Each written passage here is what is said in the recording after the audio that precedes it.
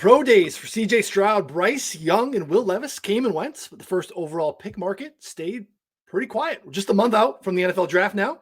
More and more mock drafts, team visits, and news to comb through. Just getting started here at 4 for 4. We'll unpack it all and more on this week's Move the Line. Cue the music.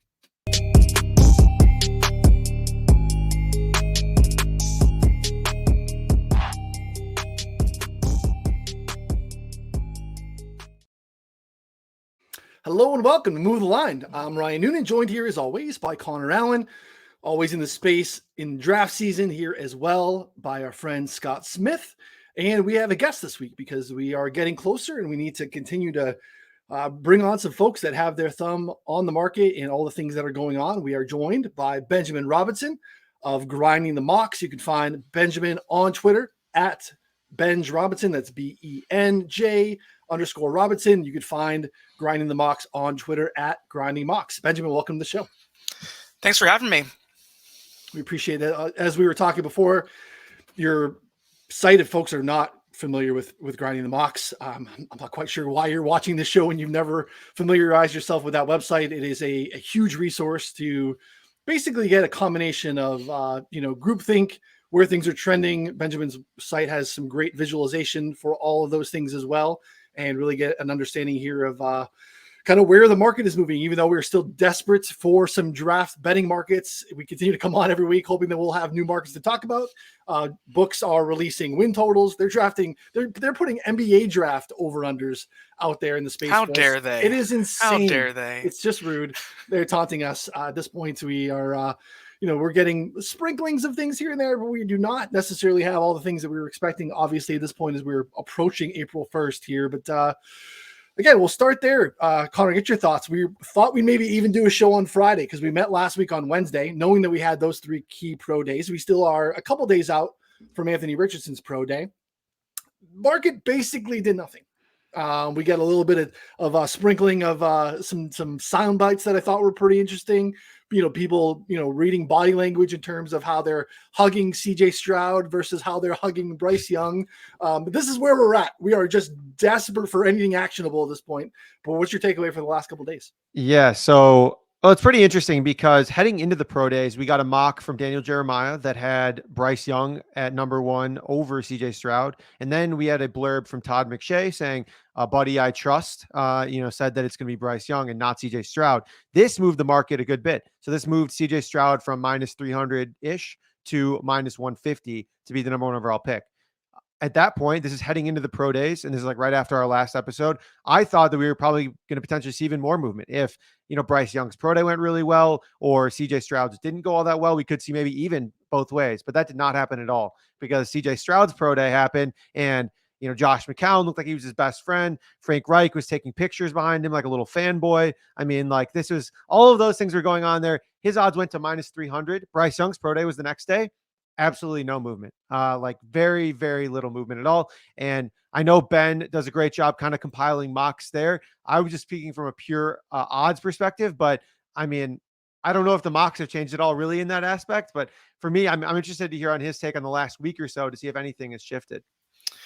Yeah, no, I think there's a lot of noise. I think right now my numbers have CJ Stroud the slight favorite. I wouldn't take away too much from the odds right now. I still think we're really far out. I mean, I think the odds got as bad as like 80% implied probability at one point. Mm-hmm. So to me, I think you're right. Like these pro days, also you got to like pay attention. Like the teams are doing stuff because they're being watched. Like I thought the most hilarious one was the Seattle Seahawks taking selfies with all the different quarterbacks. Like, look at us, we're meeting with all the quarterbacks. Please take us seriously. So yeah, to me, Stroud and Young are pretty neck and neck. They're both not quite at 1.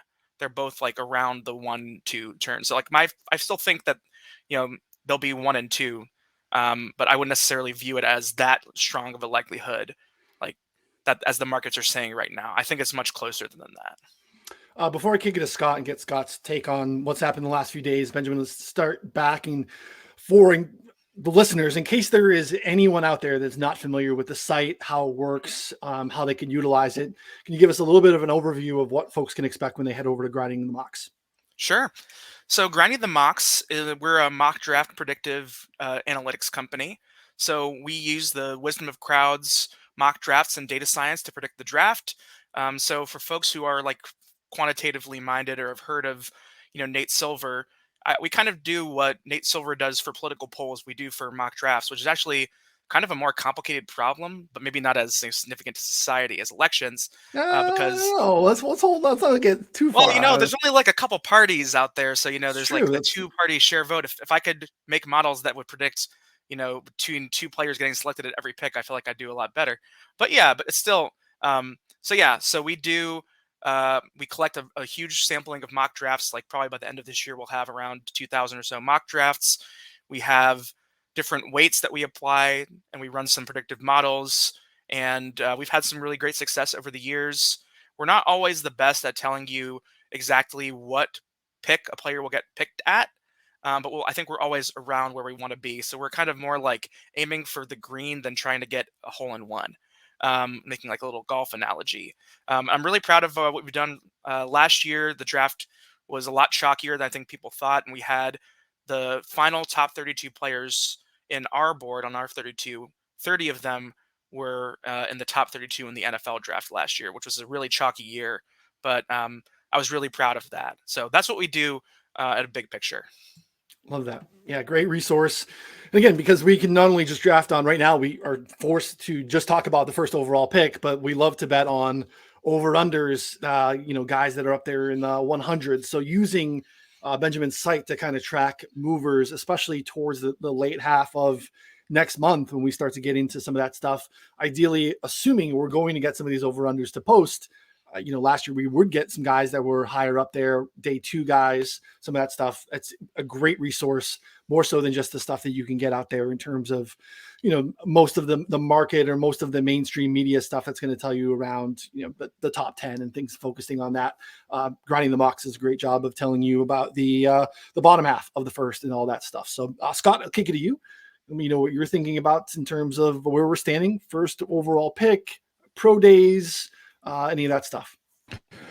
Yeah, so I'm happy to have Benjamin on. Look, we met a few years ago, cross paths on a podcast, and Grinding the Mocks has been like the cornerstone of my process for years now. And like he said last year, just getting those 30 to 32 players and figuring out who's going to go in the first round, even if you're not into putting together your own mock drafts, it's a great tool just to add on and use to watch the draft as you're doing it live. So as far as the first pick goes, I feel like I'm a little bit more locked in than what some of these other people are. And actually the top 15 mock drafts, the people that I respect the most in the industry, 13 of those 15 all have it Stroud 1 and Young 2.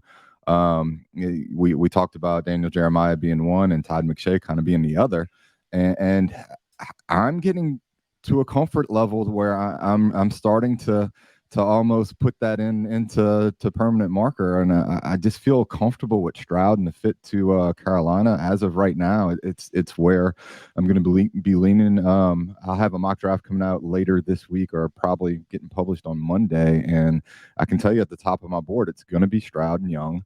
And the funny thing is just watching Seattle's just thirsty for somebody to trade up. And, I look at it, and specifically a lot of people were looking at what was going on with Bryce Young in comparison to CJ Stroud. But I think the other thing you have to look at is the Alabama Pro Day. I really think Seattle wants Will Anderson. I think they're doing everything they can to get somebody to trade up in hopes that 4 quarterbacks will go in the top 5 and Will Anderson falls into their lap. And I think their backup plan right now looks like it's going to be Tyree Wilson. But that's the 2 major takeaways for me. I'm a little bit more comfortable with kind of saying Stroud, and I think Seattle is desperate for somebody to move up to that number 3 spot. Best current price on Stroud as we record here Tuesday afternoon is on Caesars minus 270 for Stroud. We're out to mid 3s in other places. The one pro day that we're still waiting on, Connor, in terms of the top 4 quarterbacks is indeed Anthony Richardson, who has obviously been an ascending player. If you go over to Grinding the Mocks at the line on Anthony Richardson in terms of where he was in January, it's a very different line. But we're looking at the March 30th pro day for Robinson. 9-1 on FanDuel looks like a great price. That number probably moves between now and then, but it didn't happen with the other pro day. So, Connor, I know you on CJ Stroud as well. Yeah, I mean, it looks like at this point, I know there was some buzz about Anthony Richardson for a couple weeks, kind of moving his odds up to actually being the second highest in terms of the odds there behind CJ Stroud. And I bought into it a little bit because I kind of do think what the media is saying about you can trade up to one and get a guy like CJ Stroud, who's I think a great player and someone that projects to be great. But you can also, I mean, there's also another kind of line of thinking that Anthony Richardson is like that potential home run kind of prospect, and that you trade up to get a home run. And the reason that kind of rung home for me is that the owner, David Tepper, is like hedge fund guy, like kind of that background of like just someone who has made big decisions before and not necessarily consulted other aspects of his team and just decided to do his own thing. And so for me, that's something that like that type of volatility kind of speaks to the potential of a guy like Anthony Richardson. Now, at this point, like Scott, I think that based on everything I've heard from, I think it's now 3 different people who are pretty plugged in, it's probably likely to be Stroud. But again, I think we'll see better odds than this. I really do think we'll see better than -270 at one point or another. Can I make one quick point about this quarterback discussion?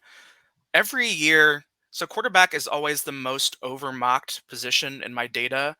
And so I'm always a little wary. There's like a guy like every year, like 2019, it was Drew Lock. We had Malik Willis last year. I mean, all the quarterbacks were overmocked last year, but Malik Willis especially so. Heck, like even Mac Jones was overmocked. So like the question is, I have posed for you guys, which one of the quarterbacks do you think is going to be the most overmocked? I mean, my feeling is the people are going to say it's going to be Will Levis, but I think there's a good chance that it could be Anthony Richardson. So, I mean, he was the number one riser in my post combine update last week, and I wrote an article on Football Outsiders detailing as much. Makes a ton of sense. If you're expected to be super athletic in the combine and you are amazingly athletic at the combine, then you're going to get a bump. And you saw some other players get a rise as well. But to me, yeah, that's my question. I'm interested in what you guys might think. Do you think it's Will Levis who will be like the most guy who underperforms in terms of draft slot according to like expectation or the market? What do you guys think? Yeah, I'll take this one real quick. I mean, I think it's probably gonna be Levis, and for one reason, because like he was initially labeled as the guy with a ton of upside, fits that typical quarterback mold, but still has a pretty scary floor. As we saw last year, without any weapons, he wasn't very good.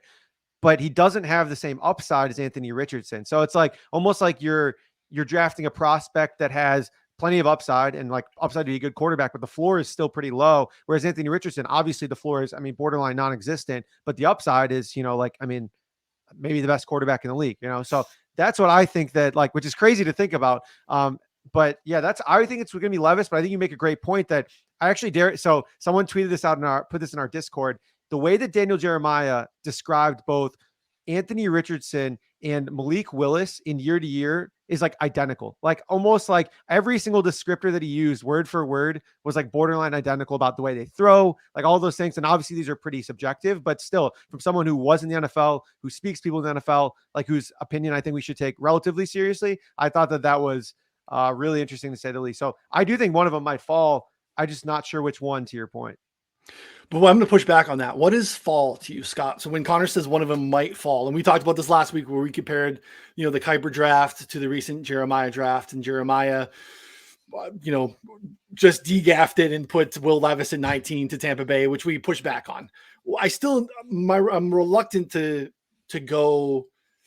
I'm reluctant to go outside the top 10 on Will Levis. And I think that that's where it's an interesting conversation in terms of what Benjamin's asking, because I don't think we have a Malik Willis scenario where, look, they got up to number 1 and we were talking about number 1 for a little bit, and there was massive market movement. And obviously we saw him fall down and prove why he fell in his limited time. But like, what's the floor, Scott, for Will Levis? Do you think there's a possibility that he's outside of, I'd say 10, but in this instance, I'll go 11 to, the Titans at 11, because that makes more sense than Philly at 10. But can you see him getting past there? I think you have a lot of teams that are thirsty for quarterbacks, and Tennessee's one of them, and another one that's kind of running under the radar right now. And I'm tracking all visits, pre-combine, post-combine, top 30 visits. But Minnesota's a team that I think could quietly surprise some teams and look to get some, one of these two quarterbacks, either Richardson or Levis. And I kind of have them a little bit in tune and looking at Levis. I think that the drop and the fallout is probably in that range of sitting there looking at Tennessee, or maybe the Houston range, if they were willing to move down. And you have to look at like some of these other teams that may be willing to move down to grab another player. Bijan Robinson, somebody that we've talked about with, maybe teams want to kind of move down and not take him as a top 10 running back and move down into the team. So I think you have some of these teams that are in play to move up, but I personally, I don't see any of them getting past 15. Yeah. I've heard the Minnesota thing. We had the Hendon Hooker mock last week. When we see another mock today as we record on Tuesday, which is, wild and, it was interesting. So here's the Minnesota thing. They have 5 picks in the whole draft, and they have a young, analytically minded general manager who, again, they have in maybe a long-term need at the position, coming up on a deal with Kirk Cousins. They just have holes that they need to address. And you go from 5 picks in the entire draft.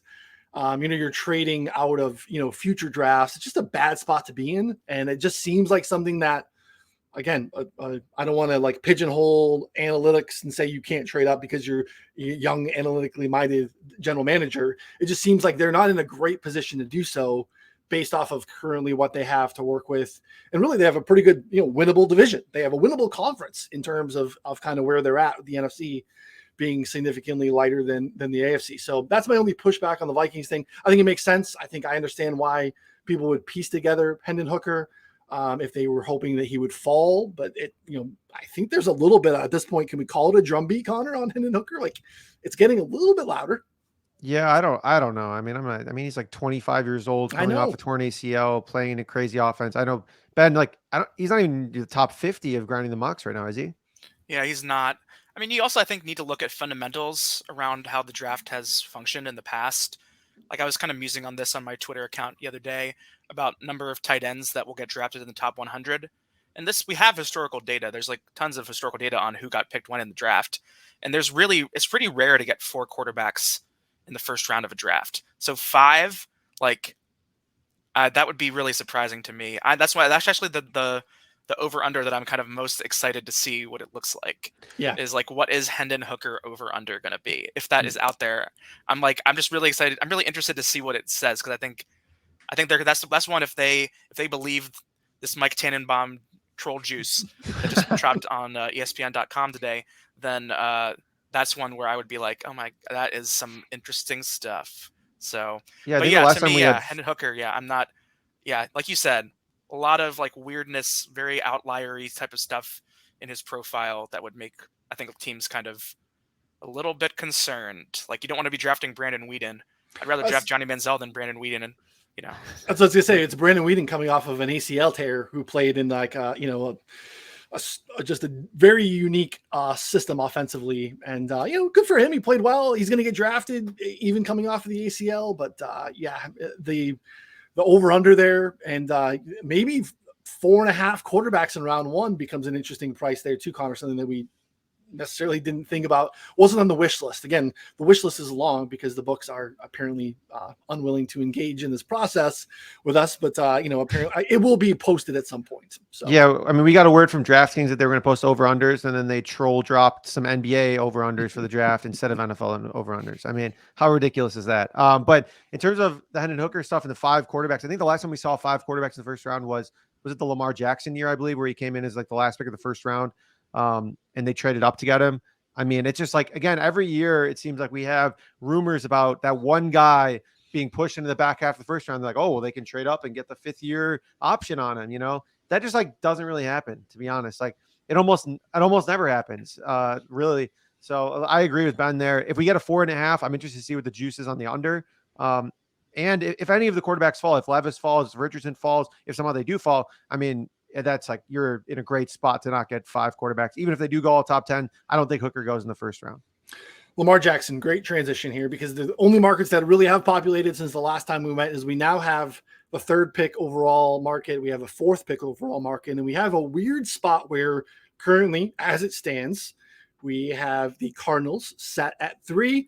Seems like a very clear trade out spots where they can maybe move back and still address whether it's edge rusher or cornerback. They have a ton of needs.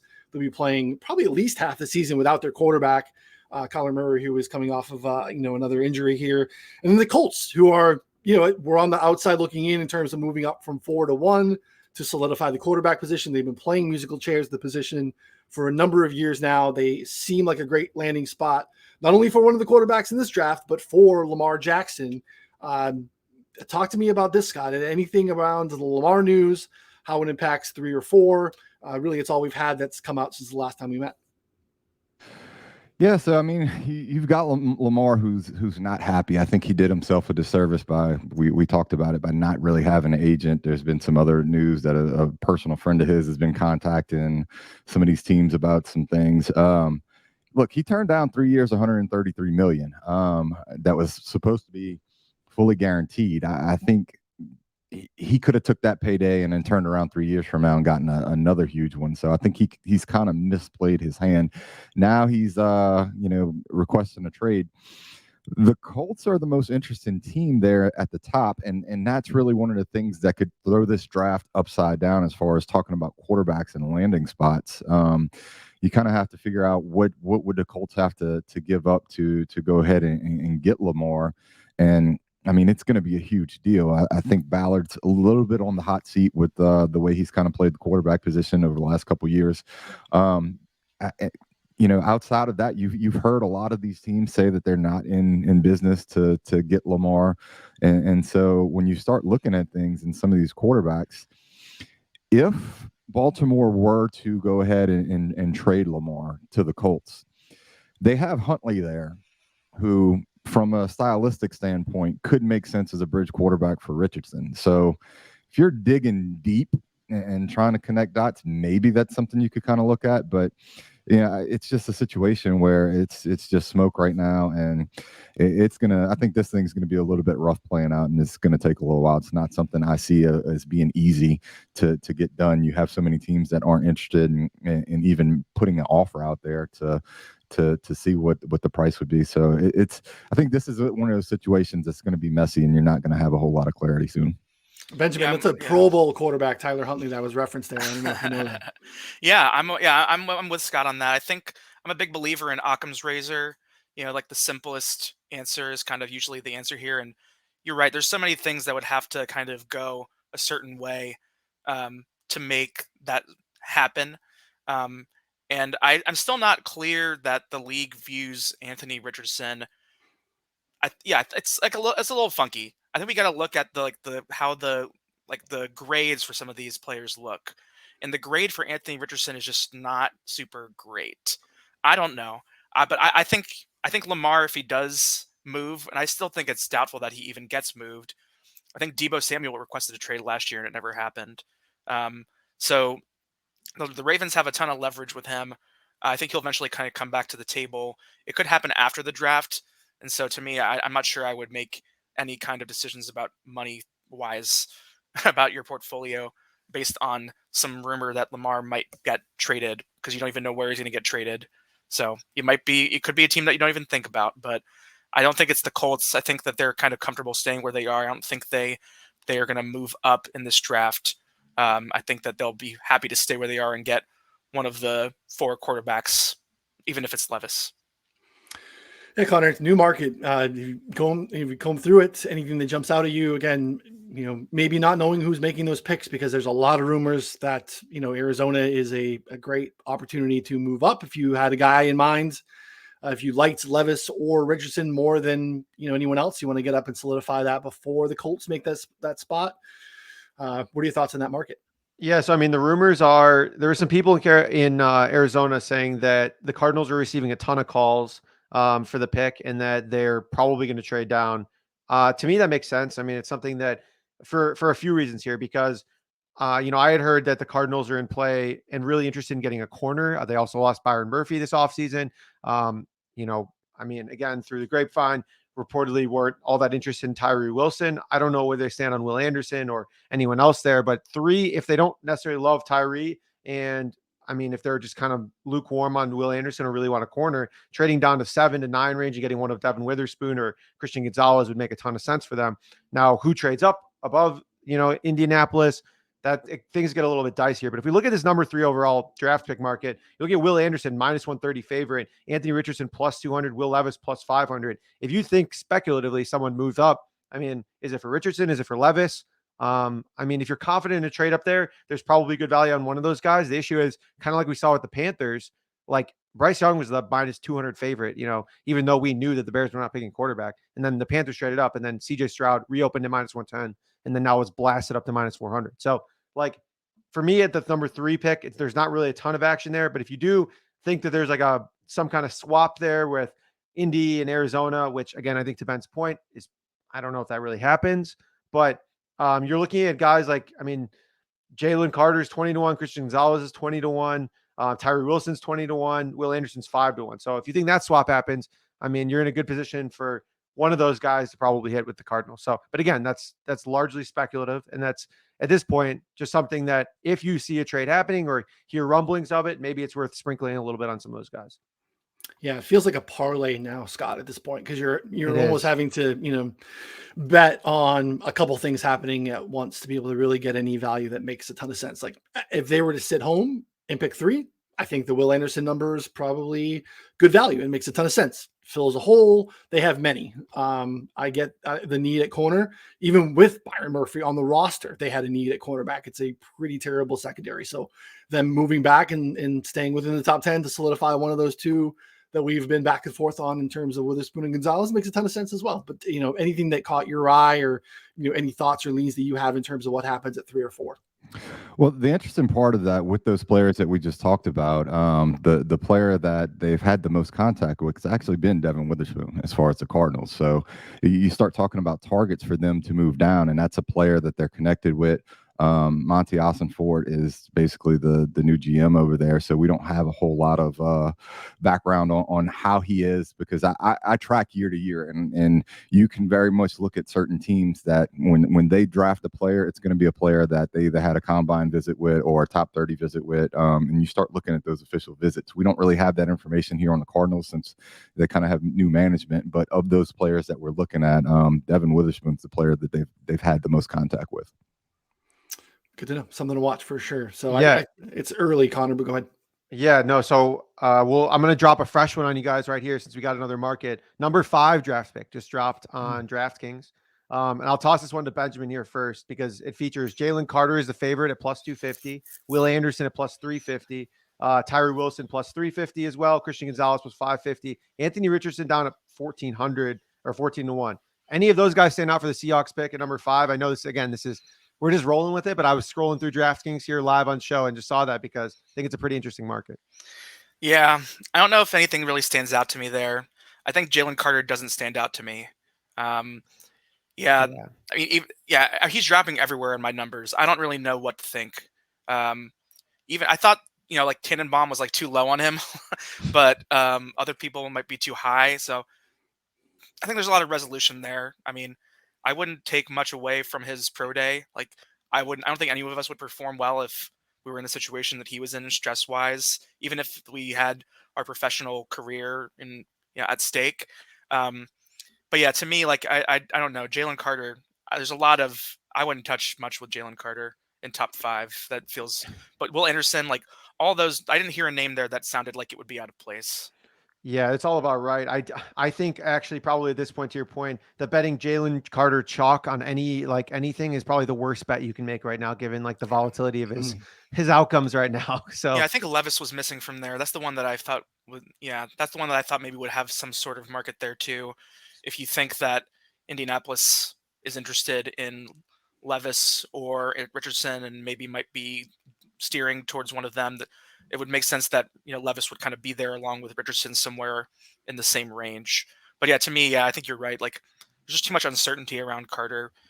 if I see someone like a Lance Zierlein or someone who's like very well connected, who I really like in terms of my mock draft accuracy ratings, if I see someone like that begin to touch a Carter back closer to the top 5, like it wouldn't surprise me if he creeped back up because of how talented he is.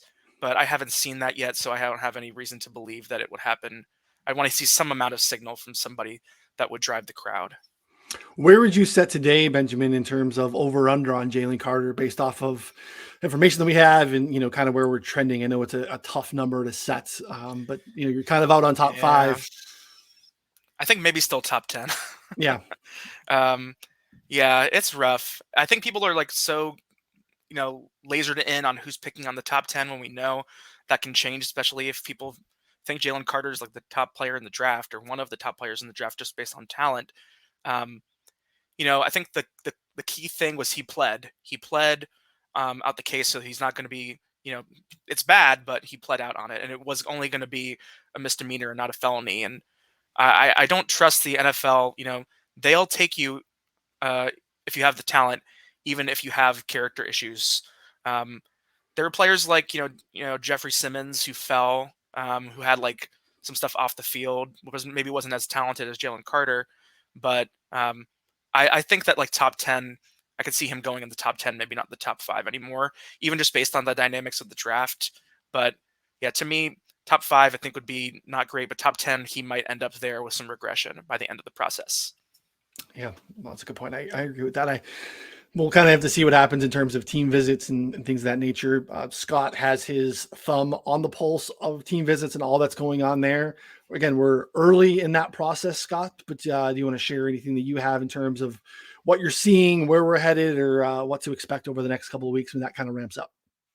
Yeah, as far as Jalen Carter goes, right now he's really only been connected to 3 teams as far as the visits, and that's Atlanta, Chicago, and Philadelphia. So that all falls in line right there within that top 10 that we're talking about. I think you really have to kind of find that threshold where it balances out, where the risk equals the reward for what the talent is and what he's shown there at Georgia. And we talked about Philadelphia. That's one of the teams I think you really have to look at for Jalen Carter, and we talked about it with Davis last year. So you have some precedents there for that team and the way they like to build from the inside out. And I think that's going to be the range kind of where he goes. You have the option for another team to kind of move up into that position, like Benjamin said. So that's kind of where I'm looking at it as far as Jalen Carter. And then, when we start talking about some of these other players, specifically with visits, the 2 players that have had the most visits, we just talked about Anthony Richardson. I think a lot of these teams want to get a pulse on where he's at as far as whiteboard work and some of the other things like that to get a feel as if he's going to be that type of player that they could depend on to lead their franchise going forward. But the other player that I'm kind of interested to get Benjamin's reaction on, because he's had some movement here, pre-combine, post-combine. Kelee Ringo has had the most visits with teams. He's got 16 visits that I can confirm with 16 or more than 16 visits, but 16 teams that he's already visited with. And he's a player that you look at when he went in when he played against Ohio State, he kind of had some trouble there that dropped him down, but we talked about it going into the combine. He's a player that was going to go ahead and tear it up at the combine as far as what he was able to do. And he's kind of been all over the board, moving down. I've seen him out of some first round mocks, kind of on that fringe right outside of the first round. So I'm interested to kind of see what Benjamin thinks about him. Yeah, I mean, Ringo started off the process as one of the maybe top 3 cornerbacks in the draft, but he's fallen off quite a bit. I think, we mentioned Devin Witherspoon has kind of been a big riser. Christian Gonzalez has been another big riser. Heck, Deontay Banks from Maryland has also been a big riser. This is a really strong cornerback class. He has the kind of look of a player right now who I have him, top 50. So he's in the top 50, I think, at least in my expert mock class. So yeah, I mean, every year there are guys that are second round slotted who end up in the first round, like, Eric Stokes from Georgia, for example. So yeah, I could see Kelee Ringo. I'd be surprised because he's fallen out of favor even before the Ohio State game. I think it might be a little unfair, but yeah, it wouldn't surprise me if he was in the first round, but he's solidly in my second round right now. I think the top 5 at the position I have would be Witherspoon, Gonzalez, Banks, Joey Porter. So you've got like a lot of really talented cornerbacks in this class. So it would make sense given how strong the position is that you might want to get one of the top ones, given that there's so many good ones that can be first round guys. But yeah, I'm surprised that he has that many visits. Maybe teams are kind of similarly interested in him, but that's surprising to me. Yeah, is there anyone else that jumps out, Scott? That's that's been, this is kind of under the radar in terms of what we're hearing in the space right now. I mean, that's a crap ton of visits. It's probably one every day, every other day for the last month or so, which is a lot. Again, Georgia's kind of been, they were early in terms of their pro day, so maybe that helps too. So guys just getting done with their pro day, we'll start to turn it up. But is there anything else that's notable worth sharing? Yeah, just to go over a few other players. John Michael Schmitz, the center from Minnesota. I think he could kind of be a fringe player. The center doesn't really get drafted in the first round a whole lot. He's had a ton of visits. DeJuan Jones, the tackle, he's been on quite a few visits, and then Osiris Torrance as well. So you're kind of looking at those offensive line guys that are there. And then just to hit on some of the names, I'm gonna butcher this, but Adetomiwa Adebawore, the defensive lineman. Look, like I said, I was going to butcher that, but that was the name that we hit on with Daniel Jeremiah and Mel Kiper, kind of have him moving up.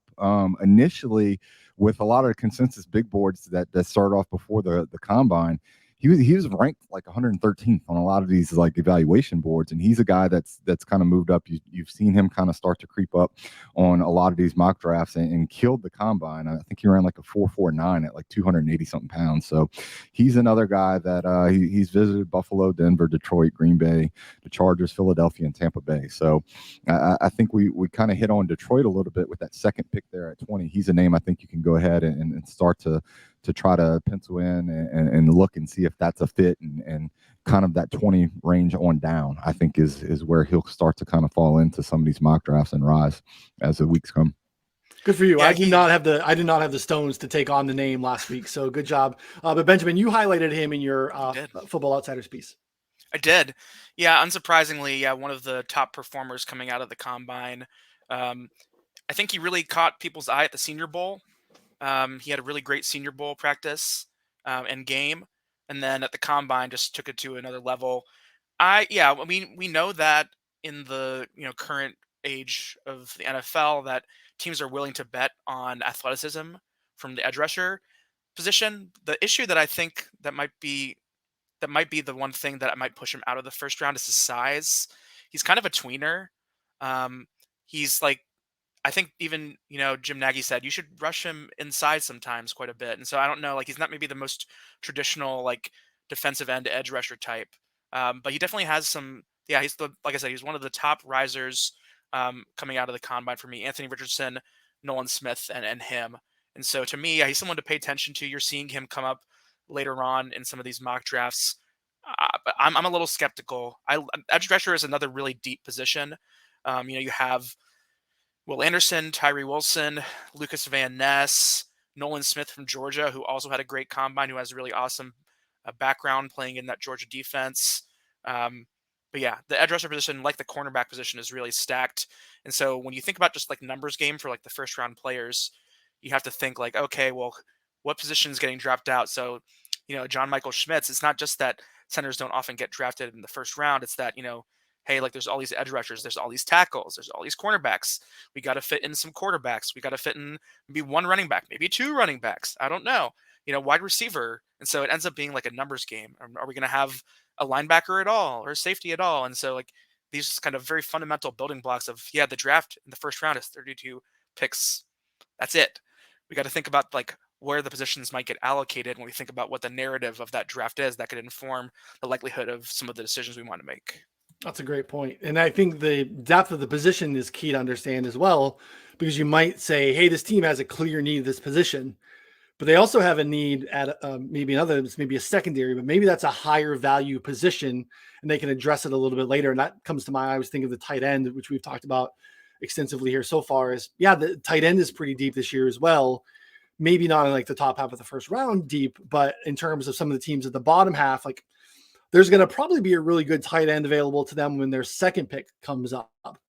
Value the tight end position so much that they were willing to cornerback, rusher, some of those positions. So what else has kind of jumped out to you here, Benjamin, in terms of market movers? I know you highlighted some on your Football Outsiders article, but where are we trending in terms of some of the other names?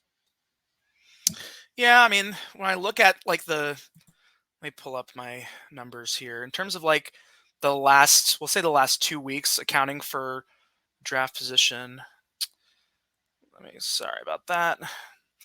The guys that I see, so CJ Stroud is obviously like a big mover just because, once this trade happened and like right away, the news leaked that he was going to be potentially considered for number 1 when potentially he was considered more maybe for, I don't know, maybe somewhere else in the top 5, like Indianapolis. So he's one that I'm seeing quite a bit. Another guy that's like kind of caught my eye. So I think if there is one center, and I made this kind of bet in my my first mock draft for Football Outsiders, the center that I think people will kind of coalesce around is not as much John Michael Schmitz, but it's Joe Tipman from Wisconsin. So if there was going to be like the first like center taken, I would have to guess it might be him. He's a guy I think that has a lot of interest from teams. Another guy in terms of the linebacker position, I'm not sure if there'll be one in the first round. If it is, I wouldn't be surprised if it was Drew Sanders from Arkansas. But a guy who also had a really good combine is Jack Campbell from Iowa. I still think that there's a better chance that there's 0 linebackers in the first round than 1. But, we'll have to see if that kind of clears up a little bit more. But yeah, the edge rusher from Georgia, Nolan Smith, is someone that I think I'm really intrigued by. He's a speed rusher. I think that people will kind of compare him a lot to Hassan Reddick. I think he's one of the biggest risers in my mock numbers because he didn't play a lot at the end of the season. He got hurt. But there was a small chance that I think he would have come out in last year's draft and been a top 100 player. So I think he has a lot of upside. And like I said, the edge rusher position is really stacked. And that's why you see like a good number of edge rushers, like the ones I mentioned before, go in the first round. Darnell Wright, offensive tackle from Tennessee, is another guy that I see coming up a bit in the tackle rankings that I have. Tackle is kind of like a funky position. I'm not necessarily sure. I'm really certain that there's a top guy. Maybe Peter Skoronski from Northwestern would probably be like the favorite if I had to pick one right now. But I think there's really any of those guys, Skoronski or Paris Johnson from Ohio State, the kid from Georgia, Broderick Thomas or whatever, Broderick, yeah, whatever. Jones, Broderick Smith, right? Jones, yeah, I knew it was some, yeah, sorry. No. Yeah, and then also Darnell Wright. I think all of them have the opportunity to be potentially like the first tackle, depending on like what the flavor of the team, whatever they want. But I would bet more on Skoronski. But yeah, Darnell Wright is a guy who's also rising too, like worth paying attention to. I think people see him as a kind of plug and play right tackle right away with maybe upside to do more. So, and that's something that's just really valuable given that often the best edge rushers are rushing against the right tackle and not the left tackle. Yeah, that's a good point. Yeah, linebacker is interesting because it's actually it was one of the deepest free agent positions in terms of what was available in the market. And there are still numerous ones out there. So like having a team decide that they value the position, not address it through free agency, and then use first round draft capital on it seems like a peculiar way to go about roster construction. But again, it's the NFL. Some of these teams shock us all the time, so I'm not going to rule anyone out. Again, you think sometimes you're at the bottom half of the draft for a reason. You've done some things right. I think you'd probably get yourself out of there pretty quickly by selecting a first round linebacker. But Connor, what do you got here? Yeah, well, it didn't stop the Bears from paying, the most of the market for 2 linebackers who are certainly good, but definitely overspent what they really needed to. But at the end of the day, I'm not really sure it even matters because they'll probably be off the books by the time the Bears are even good anyway. So like that's kind of what I go back to. I guess it's like, well, they could have spent the money almost certainly better at almost any other position, but like if no one else wants to come to Chicago, I mean, I guess they got to do something with it. Yeah, you overpay for Jamal Dean, or you overpay for literally anything along the offensive line, or just something in like a position of value. But hey, Yeah, I mean the argument that I'll make, and it's not an original argument. It's my friend Kevin Cole made this argument recently a bunch on his podcast. You can argue that overspending a little bit in the free agency where you at least have some flexibility on contract. Some of these guys will sign big contracts, but they may not play all of it. It will at least kind of what you were saying, it might preclude you from making a kind of bigger mistake in terms of drafting a position that's not as valuable in the draft. So, if the Bears hadn't picked up Tremaine Edmonds, it's okay they have a lot of cap. So like, why not overpay for a position like that? Because you'd rather get some real surplus value in the draft from a position like offensive tackle or edge rusher or wide receiver or quarterback, but not as much for the Bears. But that's the kind of argument. Hey, get some of these like non-premium positions in free agency where you have flexibility. Maybe the floor is higher anyway, and you can use the draft to fill in those more premium positions. Yeah, you got to get the premium guys in the draft because they come available via free agency so rarely in terms of the ones that actually make a difference. So, that's kind of my pushback in terms of where a linebacker falls into the first round. And that's what we've talked about here in terms of like Bijan Robinson and the conundrum of where he lands and the thought process of compounding the mistake essentially by trading up to get him. So like, not only are you, making the selection where, again, he seems like a generational talent. You cannot watch a well-manicured highlight clip of him and not think that he is a tremendous talent. Ball catcher down the field, all the things, a true 3-down threat. But then to go ahead and, leverage future capital to go ahead and make that happen is a tough pill to swallow for a team moving forward. But someone will probably do it because, you get teams that just say, hey, he's inside my top 10, top 5 overall on the board. And here he is. He's fallen to the low teens and we need to go up and grab him. So it'll be interesting to see. Scott, anything in closing that you want to share before we wrap it up?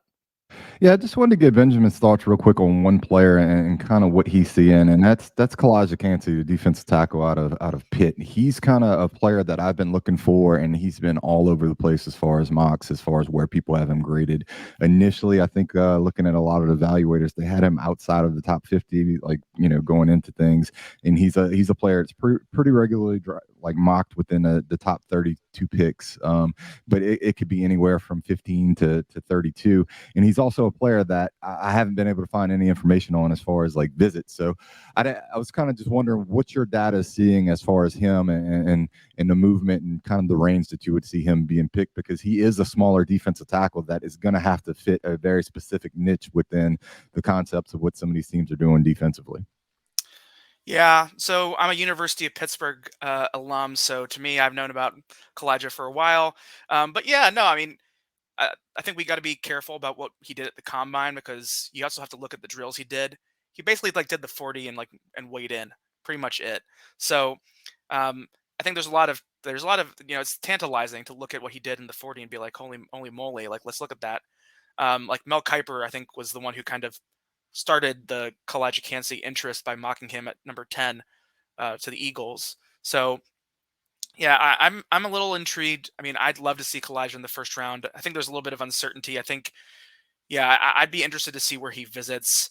To me, yeah, I think it kind of starts with teams that are like really interested in defensive tackles outside of the top 10. I could see a team, like you said, like maybe the Lions somewhere in there as a spot. If he lasts to the bottom, I've seen a lot of Philadelphia with him. If they maybe decide that Carter goes before them, or they've shown that they like they value interior defensive linemen. They lost Javon Hargraves. They brought back Fletcher Cox on 1 year. They had Ndamukong Suh last year. So that could be a spot for him too. It seems like he could be a borderline first round pick if I had to guess. The defensive tackle class is just not awesome. I have a player who I think is kind of overmocked in my numbers is Brian Brisset. I think that's how you pronounce it, the defensive tackle from Clemson. I wouldn't be surprised, that maybe Jalen Carter could be the only defensive tackle drafted in the first round. Another guy who, if you see him in a first round mock, you should discount this mock, is Siaki Ika, the defensive tackle from Baylor, 2-down run stuffer. Those guys do not go in the first round, and if they do, then those teams tend to usually regret that draft selection. So for me, like Kancey, I would love to see him in the first round. I think people might be, if you bet him in the first round, you might be like biting your nails a little bit come draft night. We'll see. Interesting. Yeah, I like the fit to Detroit. We talked about it last week. I think there's the you could call it probably a lazy narrative with the Brad Holmes, LA Aaron Donald connection, which is not fair to Kalijah Cancey to have him, situated with a former, Pitt defender. Who There's plays a better the same position. argument. Yeah. There's a better argument. The better argument is that they've drafted a ton of linemen, including interior linemen. They drafted Levi Onwuzurike from Washington and Aleem McNeil from North Carolina State in the same draft. They drafted Aiden Hutchinson and Josh Pascal last year. I think and Houston too, right? Yeah, and Houston too later on. They don't mind taking swings at guys, and it's not clear that Onwuzurike and McNeil are really going to be like McNeil had some flashes last year. I'm not sure. I haven't heard as much about Onwuzurike, and it doesn't hurt to have depth, and you can't let the decisions you made in the past color necessarily what you need to do now. And the Lions and Brad Holmes are a pretty sharp group. Yeah, the Aaron Donald to Calijah Cancey, I'm not saying it's a bad narrative, but let's be real. Come on. Kind of bad. It's tough on the kid. I man. love Calijah Cancey. He has the same size. He went to the same school and he plays the same position. But come on. Let's be real. It's not the same.